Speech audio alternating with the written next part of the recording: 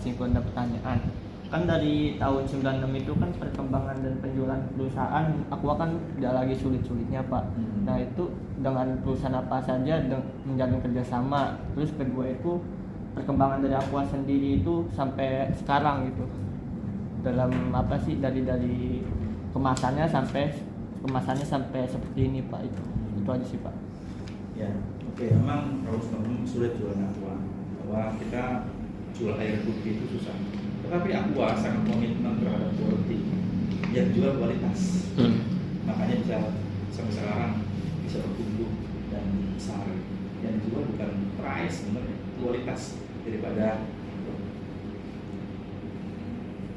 Kalau kemitraan kita ngecer dari retail, ya, pedagang kaki lima itu siapa yang mau silakan jual beli. Gitu. Jadi kita ke marketnya ke retail. Ada lagi? Siapa? Perkenalkan saya Asep Teknik Mas dari KBS. Pak, saya lebih mau bertanya untuk yang lebih relevan. Kalau Bapak tadi bilang jangan kita lulusan baru tapi kita nggak punya skill. Bagaimana kemudian yang orang yang sudah punya skill, pengalaman, kompeten tapi terbatas di usia? Karena yang saya tahu tuh sekarang Indonesia kan membatasi usia di pabrik tuh kayak minimal 21 tahun. Dulu usia saya 27 Pak.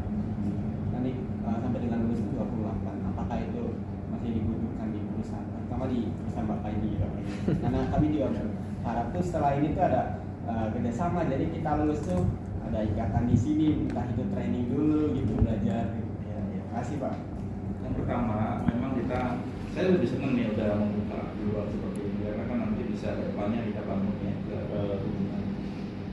Untuk pembatasan usia perlu diketahui ada spesifikasi pekerjaan yang membatasi, misalnya untuk bongkar muat. Kalau usianya di atas 50 tahun pasti nggak bakal kuat. Karena nggak kuat fisiknya. Artinya mempekerjakan tetapi membahayakan buat orangnya itu. Jadi perusahaan nggak komit safety. Karena apa? Jangan sampai kita mempekerjakan karyawan yang bukan ahlinya dengan usia. Karena mutlak kalau usia itu menjadi acuan ya untuk yang apalagi di usia yang 50 tahun.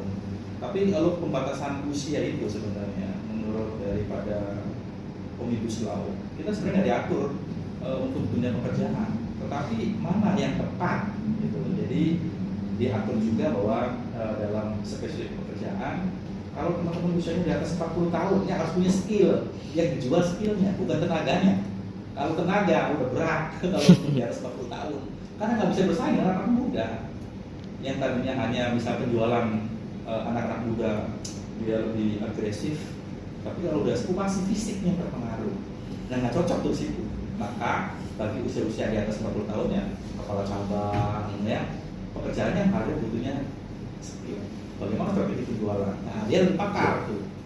Nah, jadi jangan khawatir teman-teman yang apalagi bapak usia misalnya 27 kan membuka peluang, yang lebih masalah.